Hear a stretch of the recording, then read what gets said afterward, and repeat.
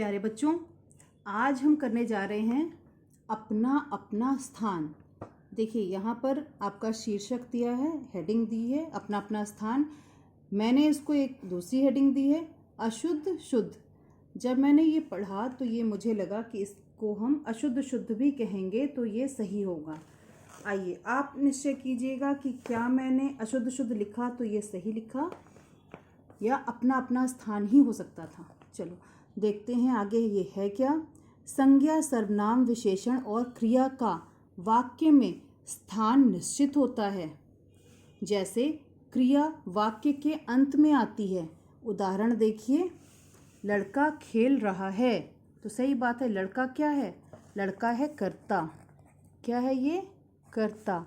और खेल रहा है, ठीक है, ये क्या हो गई? क्रिया। तो क्रिया कहाँ आई? वाक्य के अंत में। मैं बाजार जा रहा हूँ तो मैं क्या हो गया? सर्वनाम। और जा रहा हूँ क्या हो गया? क्रिया। मैं तो पहले ही लिखा है, मुझे लिखना है यहाँ पर सर्वनाम। सर्वनाम, ठीक है, तो ये है सर्वनाम मैं, और जा रहा हूँ क्या है? क्रिया।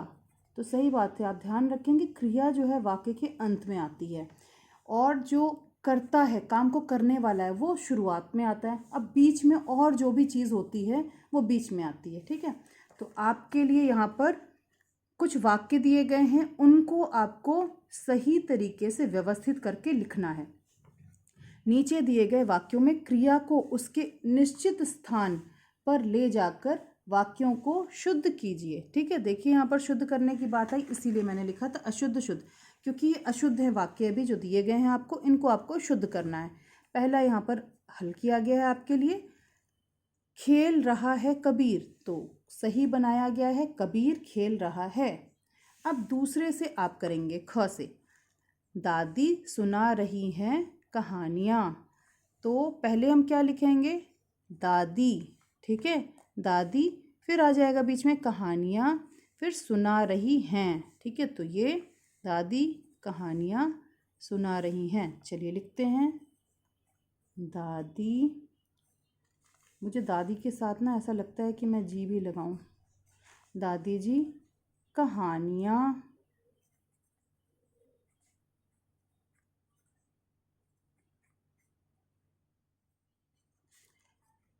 सुना रही हैं। अगला है पी गई बिल्ली दूध, तो काम को करने वाला कौन है? बिल्ली, तो ये सबसे पहले आएगी, ठीक है। तो लिखेंगे हम बिल्ली। अब पी गई क्या है? क्रिया है, ठीक है, तो ये सबसे बाद में आएगा और बीच में आ जाएगा दूध, तो बिल्ली दूध पी गई। आशा आप समझ पा रहे होंगे। अगला है भाग रही है बिल्ली चूहे के पीछे, ठीक है, तो काम करने वाला कौन है? बिल्ली, तो सबसे पहले आएगी बिल्ली। ये वाक्य थोड़ा लंबा है तो मैं यहाँ से लिखना शुरू करती हूँ ताकि आ जाए पूरा।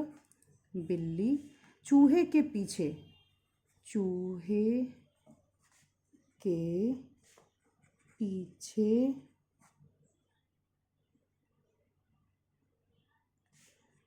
भाग रही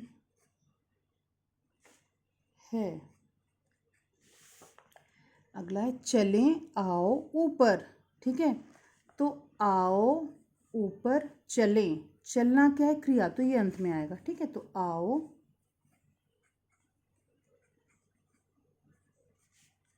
ऊपर चलें, ये क्रिया अंत में आ गई। सुंदर बिछाओ कालीन, ठीक है, तो सुंदर कालीन बिछाओ, बिछाना क्या है? क्रिया है, तो ये अंत में आएगी, ठीक है। तो हम ऐसे लिखेंगे, सुंदर कालीन, कालीन मतलब कारपेट, कालीन बिछाओ।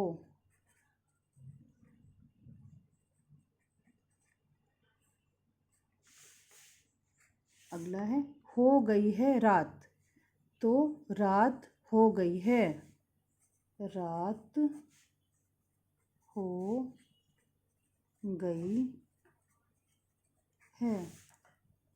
बंदर बैठा है पेड़ पर बंदर बैठा है पेड़ पर, ठीक है, तो पेड़ पर बंदर बैठा है, ठीक है।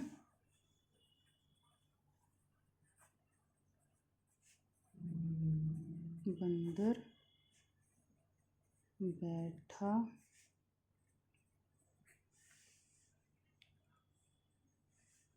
देखो, बोलचाल की भाषा में ना हम ऐसे बोल लेते हैं आगे पीछे और सामने वाला समझ भी जाता है, लेकिन व्याकरणिक दृष्टि से आपको ध्यान रखना है कि क्रिया हमारी पीछे जाएगी। मैं देख रहा हूँ टीवी, ठीक है, मैं टीवी देख रहा हूँ, क्या हो जाएगा? मैं टीवी देख रहा हूँ। बंद कर दो दरवाज़ा, दरवाज़ा बंद कर दो, दरवाज़ा नुक्ता लगाएंगे, बंद कर दो। मैंने खा ली है रोटी, मैंने रोटी खा ली है, मैंने रोटी खा ली है। आइए अंदर, ठीक है, तो अंदर आइए, अंदर आइए, क्योंकि क्रिया क्या है? आइए।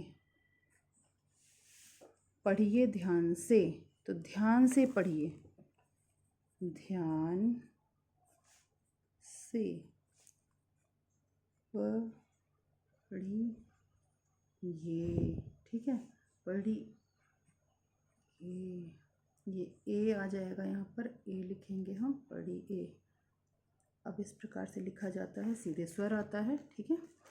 तो बच्चों, आशा है आपको समझ में आया होगा। हमने किया है आज अपना अपना स्थान, अर्थात अशुद्ध शुद्ध।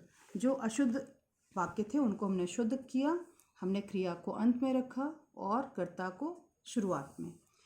तो आज के लिए बस इतना ही। धन्यवाद।